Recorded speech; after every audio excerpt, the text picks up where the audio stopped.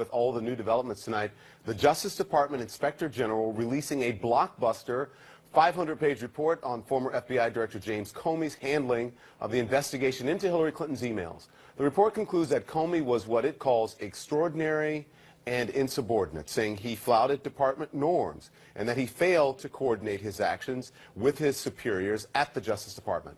But it also concludes that Comey was not motivated by political bias. The White House dismissing that conclusion and putting its own spin on the report, claiming it points out the political bias that President Trump has been talking about.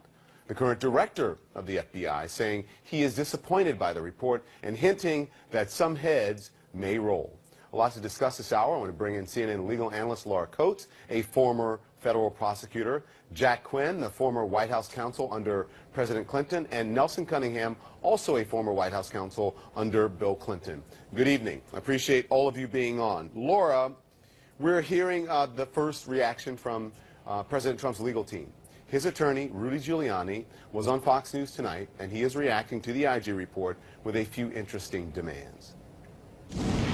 Mueller should suspend his investigation, and he should go see Rod Rosenstein, who created him, and the Deputy Attorney General and Attorney General Sessions, who should now step up big time to save his department, should suspend that investigation. I believe that Rod Rosenstein and Jeff Sessions have a chance to redeem themselves, and that chance comes about tomorrow. It doesn't go beyond tomorrow. Tomorrow, Mueller should be suspended, and honest people should be brought in, impartial people, to investigate these people like Strzok. Strzok should be in jail by the end of next week. So, Laura, do his demands make any sense given what the IG report actually concludes? Well, they make sense to further his narrative that there are segments of the IG report that bolsters the president's assessment that there has been some sort of political bias. And that is true with respect to the IG's conclusion about Peter Strzok and how he did show some political bias. But the ultimate conclusion was lost in Rudy Giuliani's comments here, which said he did not actually take that bias, if there was any present, to the ultimate decision whether or not to prosecute. And that's really the hook about all this. It's about what's not what was been found in the IG report, not about what the hypothetical would have led the president to bolster his own claim would be. But the other issue here is the idea that you're going to take the IG report that was focused on the Hillary Clinton email probe and conflate it with what's happening right now with the Mueller-Russia collusion probe is one that's very gratuitous and self-serving and not consistent with the facts of the IG report. You cannot conflate the two, and Christopher Wray, the current director, was very cautious not to do so today in his press conference. I want to tell our viewers that was Nelson and not me. Nelson, I'm suffering. I know how you feel, brother. I'm dealing with it right now. So should I come back to you? Because I wanted to ask you the next question. You okay? I think you can go ahead. Okay. So, Nelson, is he saying that Sessions should unrecuse himself unilaterally now and put a stop to this entire investigation? Well, you can't unrecuse yourself because you can't undo the facts that led to your recusal. Jeff Sessions recused himself because he said he didn't talk to any Russians during the time that he was advising Trump's campaign, and it turned out he did on multiple occasions. You can't take that back, so undoing that isn't going to happen. Rudy, my old boss, by the way, Jack Quinn is also my old boss. I didn't have the same title he did. I worked for him, and I was proud to do that. But if you look at this, in 500 pages, this report is about the Hillary Clinton email investigation. It ended months, I think 5 or 6 months, before Mueller was even named. I don't know what this has to do with Bob Mueller. Okay, so Jack, when he says this, he doesn't know what it has to do with Bob Mueller. Do you agree with that? Yeah, I mean, look, if there's an aggrieved person in this report, it's clearly Mrs. Clinton. It's quite clear that among other things that the Inspector General found to criticize in the way Mr. Comey handled this was what he characterized as Comey's trashing of candidate Clinton. And to make matters worse, you know, when he reopened the investigation and then closed the investigation. He brought all of these charges, which turned out to be baseless, in front of the public, which was about to cast ballots in the election. It is incredibly hard to imagine how Donald Trump suffered from Comey's wrongdoing in these regards. You know, again, Hillary Clinton was the victim of Jim Comey's arrogance, bad judgment, and failure to adhere to departmental policies. Yeah. So, Laura, I got to ask you something, Laura, and I need to have a mission for you. Do you have your phone with you? Sure. I just emailed you. I want you to respond to this. I'm going to ask Jack a question. Check your email, read it, and then I'll come to you next, okay? Okay. Okay, so we'll get back to Laura. So, Jack, what do you think is the end game here? Was this Giuliani interview tonight, was it just about performing, you know, on television for Trump, for his base, or do you think it reveals any real legal strategy? No, I think this is more street theater than legal strategy. But it's remarkable coming from a lawyer who himself and with his client has been saying that they want this investigation to wrap up. These steps are calculated to prolong this. They are calculated to ensure that there is no interview with the president by Mr. Mueller and his associates, and to really just stretch this out through the course of the campaign season. And all of this, you know, nonsense about wanting to get this over is just that. I mean, you can't be making the statements that Mr. Giuliani made this evening and then argue that you really hope this investigation will be over soon. They want to bring in new people. They want to start all over. They like this investigation. They like the street fighting that's involved here because they think that they are doing well in that format. Okay, Laura, you didn't get it, right? All right, No. So here it is, and I'm going to ask you about it, and then I'll ask Nelson about it. Apparently, Michael Cohen has filed a restraining order or a gag order against Stormy Daniels' attorney Michael Avenatti in a court in California, seeking to bar him from talking to the press or the public about the case. I'm just wondering if this is likely to succeed. It says defendant Michael Cohen, Mr. Cohen, will hereby and does move ex parte for an order restraining plaintiff's counsel of record Michael Avenatti from communicating with the press and or public regarding the merits of this case.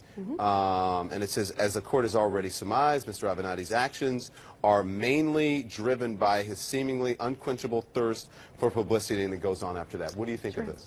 Well, two things. Number one, ex parte is one of the reasons that Michael Avenatti initially took issue with the non-disclosure agreement. He was first made aware that they went to an arbitrator, unbeknownst to Stormy Daniels, to try to seek that particular non-disclosure agreement to be validated without the signature of David Dennison, a.k.a. Donald Trump. So that ex parte part probably ruffles the feather of Michael Avenatti. But the second part of it is that Michael Cohen is likely relying on the statements made by the judge in the New York case, where he tried to intervene after there was the FBI raid on Michael Cohen's home, his office, and his hotel room, trying to get a literal and figurative seat at the table. Okay, hold it right there, because you have a point. Judge Kimba Wood, I'm reading from it again, Judge Kimba Wood, who is presiding over Mr. Cohen's actions in the Southern District of New York relating to material seized during FBI raids of his home, office, and hotel room. The Cohen SDNY action already came to this conclusion when she recently admonished Mr. Avenatti in connection with his failed attempt to be admitted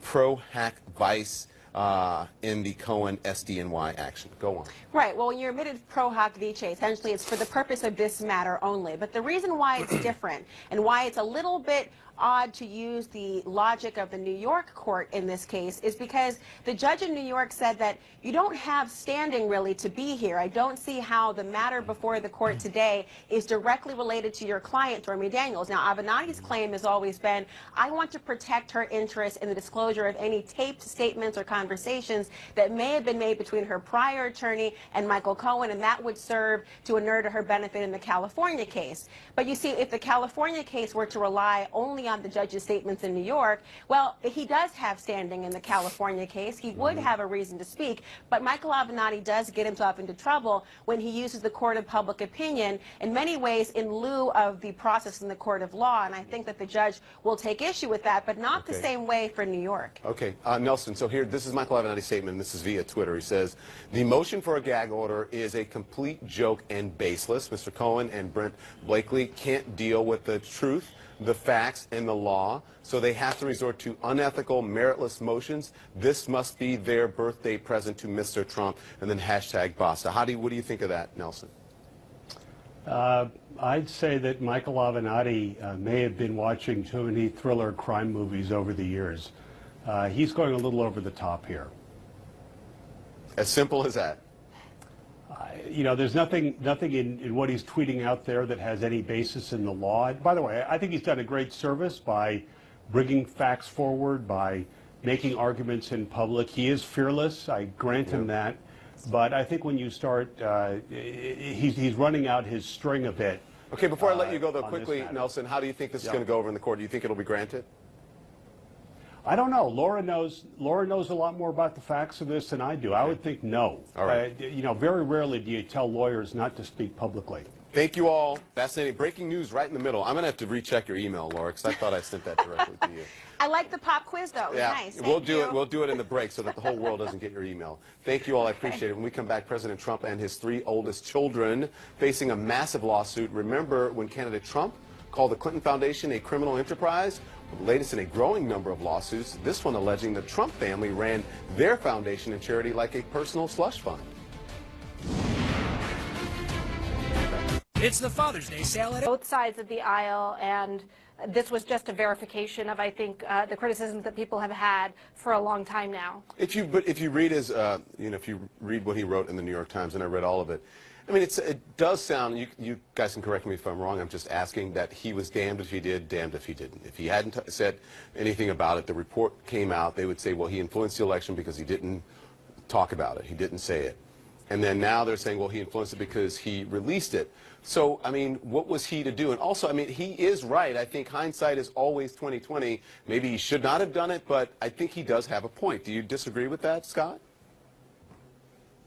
I do disagree. I think that close to an election, when you have somebody who's part of the unelected bureaucracy of our federal government making decisions of that magnitude, that close to an election, when we are as Americans electing the political layer of our democracy, which is over the unelected bureaucracy, yeah, I think it was improper. What do you think you would be saying now if Hillary Clinton was president, and then this report came out today, and it showed that, well, there was an investigation that was reopened into Hillary Clinton's emails, and they never talked about it? What do you think you would be saying today, Scott? Well, I'm somebody who thinks very carefully about the separation of the political layer of our government and the unelected layer of our government, and I think the political layer, the democratic layer, where we actually put the people in charge of our government, our national government, I think that always has, the sanctity of that always has to take precedence. So I might not like it if Hillary Clinton were the president. What do you think Republicans or Trump that. supporters would be saying today? Oh, I'm sure they would be mad about it. Look, that's the thing. There is a scenario here where no matter what happens, you're going to have half the country mad about what went on here, and I am sympathetic to that. But gosh, Don, that close to an election, I mean, that's pretty tough stuff to get into that close to election day. Listen, I see both sides of it. I'm just saying, when I read his report, I said, yeah, I mean, I can understand why he thinks that way. But also, remember, before the election, there were a lot of Democrats, a lot of Hillary supporters who were really, really mad at him. And then today they're still mad at him, but you know, who knows what we would have done, any of us, under such pressure. So Keith, let's talk about these the struck page text messages. They are bad. There's no doubt about it. The IG says he didn't see bias make its way into the investigation. Our Phil Mudd was on with Anderson Cooper earlier. He had this view on the text. Watch this. This is not about inappropriate text messages. 150 or 200 million Americans either hated Hillary Clinton or hated Donald Trump, and they talked about it over Thanksgiving dinner, over text messages, at sporting events, and while they're fishing for bass. The mistake here was that 2 individuals used a government-provided phone to communicate this way. You think 35,000 FBI people don't have views on Trump or Clinton? I was there. We had views on that. You just wouldn't talk about it at work. So let's be clear. You cannot anticipate that people involved in an investigation don't have a view. They need to separate it from work, and they can never use a work computer or cell phone to talk about it. That's the problem here. So, Keith, we know everyone has opinions. I think you said the problem is that they brought it into their work. Do you agree with that the communications were basically brought into their workplace and they shouldn't have done that? Oh, absolutely. I mean, he's right. 35,000 people are on staff at the FBI. Two of them, Strzok and Page, had inappropriate text message exchange. But it wasn't as if he was an intern. I mean, no, I'm not saying they're unimportant people. I'm just saying there's only two of them out of 35,000 people. But you can't use that to attack the entire institution, say the institution was biased against Donald Trump. In fact, we didn't need the 500-page IG report to know that Donald Trump was the beneficiary of James Comey's actions. We didn't need the FBI IG report to also know that the report that was released a few days before the election had a detrimental impact on Hillary Clinton, and the first announcement had a detrimental impact on Hillary Clinton. So the whole notion that Trump has been putting out this idea that somehow this was all to his detriment, that Hillary Clinton was the beneficiary, is just illogical on its face. There's no evidence to support that, and the FBI DOJ IG report supports that conclusion. Asha, how are FBI? You know, there were some other. Go ahead, Scott, and then I'll ask Oscar a question. Go on. Well, I was going to say, you brought up the messages. I actually think there was a message in this IG report that goes beyond Strzok and Page. That, I mean, it struck me as somebody who lives out in red America, middle America. This message where the FBI agent, the FBI employee said, I'm going to read it, Trump voters are poor to middle class, uneducated, lazy pieces of SH you-know-what, not fully educated, stupidly wrapped up in his unmerited enthusiasm. These people that work at the FBI need to understand they are commissioned to mete out justice for all Americans. And people are going to see that message. They're going to see the headline in the Washington Post, and they're going to say, well, maybe Donald Trump is on to something if that's how the people that work at the FBI see people who live where I live. Scott. To me, this is a public relations nightmare. We talk a lot about equal justice on this show, and we should, and this is part of the problem. But, Scott, we haven't seen the FBI members' messages or staff members' messages about what they thought about Hillary Clinton. Clearly, of the 35,000 staff people in the FBI organization, some people had similarly horrible ideas about Hillary Clinton, but we haven't seen those. The point is, I'm not worried about their views of the candidates. I'm worried about their views of the Americans who supported Donald Trump. All right, Scott, all right, two things here. Hold on, Asha, I want you to get in. Number one, I think Donald Trump said similar things about his own supporters. We love the poorly. I mean, you know, he didn't go on as long as that, but he said basically the same thing, that he loved the poorly educated. I didn't find that to be a compliment. Maybe his supporters did. Maybe it depends on whose mouth it comes out of. But I wonder, so here's my thing. What are FBI agents supposed to do? Everyone has an opinion. Everyone, you know, has some sort of political leaning for the most part. So, Asha, how do you handle that? How are they supposed to handle that? So when you're in the FBI, when you work at the Department of Justice, you are expected to leave your political views at the door, and it should not affect the way that you conduct your investigations or the decisions that you make. And I think that's the bottom line here in the IG report that we have to remember. These statements that Scott just mentioned reflect very poorly on the Bureau, as the Inspector General report mentions, and I think that that was absolutely right. However, the ultimate conclusion was that none of these statements, none of even Comey's actions, which they rebuked quite strongly, the conclusion was that these were not motivated by political bias, and that there was no political bias that affected the ultimate investigative decisions that were made in this investigation, and that is the bottom line. And the most important thing is the prosecutorial decision here. The decision to decline to prosecute Hillary Clinton was made based on the facts, the law, and Department of Justice policy. And I think we need to make sure that we don't lose focus of that. This was an independent review, and that is the bottom line. I got to get to the break. Thank you. It's got to be the last word. Appreciate it. When we come back, a lot of tense moments at the White House briefing today, like this one about separating families at the border. You're a parent. You're a parent of young children. Don't you have any empathy for what they go through? Jill, go ahead. The reporter battling Sarah Sanders joins me next. And there is a lot more you've got to see. You might take something for your heart or joints, But do you take something for your brain? They got extra heated as reporters pressed the administration on its policy of separating undocumented parents and children crossing the border. So let's discuss. CNN political analyst Brian Karam, the executive editor at Sentinel Newspapers, joins me. Also April Ryan, the White House correspondent for American Urban Radio Networks. She's here. Ryan Lizza, chief political correspondent for Esquire magazine, also with us as well. It was testy today. We're going to discuss all of it. Ryan, I'm going to start with you. Hello to all of you. Jim Acosta today asked Sarah Sanders about Attorney General Jeff Sessions' claim that separating parents from children is rooted in the Bible. Here's how she responded. I can say that it is very biblical to enforce the law. That is actually repeated a number of times throughout the Bible. However, this hold on, Jim, if you'll let me finish. Again, I'm not going to comment on the attorney's specific comments that I haven't seen. That's not what I said, and I know it's hard for you to understand. Even short sentences, I guess, but and please don't take my words out of context. But the separation of illegal alien families is the product of the same legal loopholes that Democrats refuse to close. And these laws are the same that have been on the books for over a decade. And the president is simply enforcing them. Policy to take children away from their parents. It's a moral policy to follow and enforce the law. So what do you think of this staunch defense from the White House? I'd say two things. The first is the cheap shot that Sarah took at Jim. And in 20 years of watching these briefings, and I think Brian and April, who've been to a lot more briefings than I have, can attest to this as well, I really don't remember Ari Fleischer or Mike McCurry or Josh Earnest as testy and as difficult as the relationship between the White House press corps and the White House gets. I really don't remember anyone from the podium taking a cheap shot like that to Jim. I know Donald Trump does this all the time. Yeah, or anyone. Anyone. And so I was really struck by that the sort of, the kind of,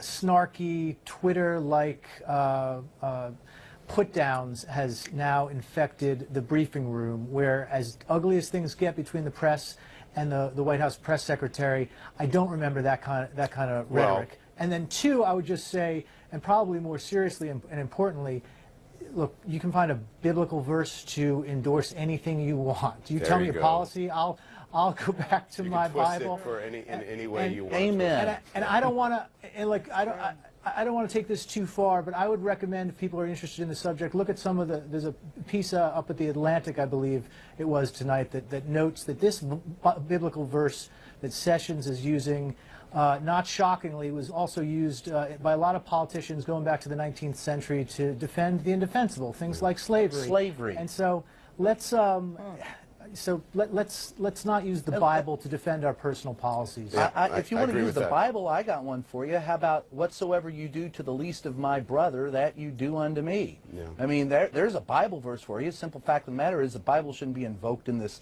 particular argument. And there's a reason for the separation of church and state as exactly. Well. But also, Brian, I've got to ask you this. Exactly. Sure. There is a separation between church hold on. and state. Hold on, y'all. So, H-O-L-E, hold on. So listen, Brian, at first I thought, I was like, well, Brian, wow, what happened to Brian today? I missed the Jim cheap shot. So she made it personal first. That's where I don't know if two wrongs make a right, but this is, when you asked her about immigration, this is how she responded. Come on, Sarah, you're a parent. Don't you have any empathy for what these people are going through? They have less than you do. Guys, Sarah, come on, settle down. Seriously. I'm trying to be serious, but I'm not going to have you yell out of turn. Jill, please call. It's a law, and they have, these people have nothing. Hey, Brian, I know you want to get some more TV time, but that's not what this is about. If I want to recognize you, go ahead, Jill. Honestly, answer the question. It's a serious question. These people have nothing. They come to the border with nothing, and you throw children in cages. You're a parent. You're a parent of young children. Don't you have any empathy for what they go through? Jill, go ahead. So I understood your point, but why did you bring her kids? Because you don't want to make it personal. You never want to. When she does that, when she makes it personal with April, everyone gets offended. When she makes it personal with Jim, Everyone, go on. She did it. I mean, she's brought her children into the argument on a number of occasions, and in fact, last night tweeted that she was at a kindergarten function with her children when she put down a CBS report, which she actually didn't, put down. She didn't deny that she was leaving, but she did deflect. So she opened that door, and the point of it is when she comes out and says that she is a parent and she cares and she's caring, she opens the door for that question. Okay. You're right. It's not a question that would come otherwise, but in this particular White House, I really want to know where the moral center is for the government that we elected to run this country. Okay. And Don, to be honest with you, I've spent time down in these situations, in these places. I remember walking through a village that was made out of hammered flat tin cans where the people drank, defecated, and bathed in the same cesspool. And they come up here searching for a better life. And as Chris Cuomo pointed out earlier, we don't go after the people who hire them. We go after the most disaffected. Okay. All right, I got to get April in. Your point is taken. So April, you know, you said amen to the separation of church and state, but I just want to ask you, Ryan brought up a very good point about the civility, or however, whatever, the mood there. You've covered the White House, what now, for 20 years, several administrations, both Republican and Democratic. 21. Don't take my year away. Okay, how's the discourse in the briefing room? Has it changed? It has changed totally. I mean, Sarah Huckabee Sanders is the White House press secretary, for better or for worse. There is a contentious mood there. She attacks us. If we would have turned it around, we would be wrong. But she has made it personal on numerous occasions. You know, I think back to the first female White House press secretary that I covered, Dana Perino. Dana was tough. She's tough as nails, but she was strong, and she did not play gutter politics or street games. She was firm, and there were repercussions behind the scenes. This is uncalled for today. What she said to Jim was uncalled for. There was a low. I remember Stephen Miller went after Jim another time, saying something about something about him was uncalled for. This administration is using that room for the wrong purposes. It's not about size. It's not about IQ tests or who has the better one-upsmanship or playing the dozens. It's about the American public and getting information out. And for whatever reason, when we ask questions, be it Jim, be it myself, be it Brian, be it some others in there who really want answers, they get upset. It's about the American public that's not getting the answers. This is not about a show. This is not about a reality show. This is about the American public. Apparently, someone there thinks it's okay, and maybe it's her boss, because all you have to go to real she's playing to an audience She's playing to him, trying to keep her job. I know. She's playing to him, trying to keep her job. It's okay. It's okay, maybe because he says it's okay. He sets the example. So, Don, I want you to think about this one thing real quick. Would we be having this discussion if we were talking about children on the border who were white and not brown? I don't know. I can't answer that. But in this country, I got to go before I get in trouble. Thank you. When we come back, more on the biblical explanation the Attorney General is using to defend separating children from their parents at the border, plus new details on the, quote, soft-sided structures they're going to house the kids in. Innovation is an ever-evolving journey. It pushes us beyond the ordinary.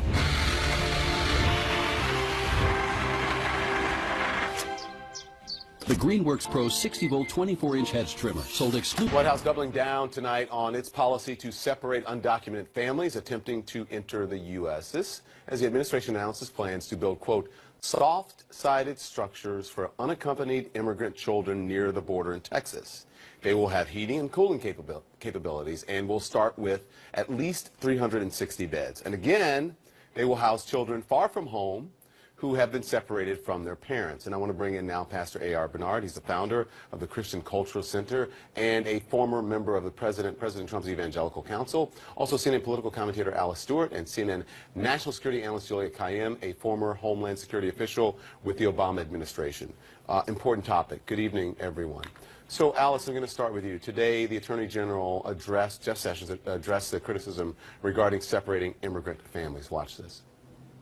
I would cite you to the Apostle Paul and his clear and wise command in Romans 13 to obey the laws of the government, because God has ordained the government for his purposes. Orderly and lawful processes are good in themselves. Consistent, fair application of law is in itself a good and moral thing, and that protects the weak. It protects the lawful. Our policies that can result in short-term separation of families is not unusual or unjustified. So, Alice, should he be citing God and the Bible to justify separating children from their parents at the border? Don, I think it's important to remember where he first cited this policy was from the legal standpoint. Back on May 4th, he stressed the legal aspect of this, which is if you enter this country illegally, you will be prosecuted. And it has come up, and in the venue today, the biblical aspect was asked, and he answered the question and addressed it from that standpoint, citing Romans 13. And I will say this. It's important to first look at legally what he is saying, that if you enter illegally, you'll be prosecuted, and that's what his job as Attorney General is. But when he's asked about the biblical aspect, he responded. And I will also remind you of another person I think so very highly of is Pastor A.R. Bernard, who is with us tonight. Just a few weeks ago, he tweeted, "You cannot have the kingdom of God without the government of God." And I think that's really important. Our government has laws, and our laws must be applied equally and across the board, and that's what we're doing. And I think it's important that we look at this also from the legal standpoint, and this is something, zero tolerance policy is what this president promised, and that's exactly what they're doing. There may be a distinction, though, with the children of God, but I do have to say that, as the first we said, pastor, A.R. Bernard. There's a difference between being the Attorney General or being the President and being a pastor, because that is your job. But I just want to say this. Because you say this is a moral atrocity. That's correct.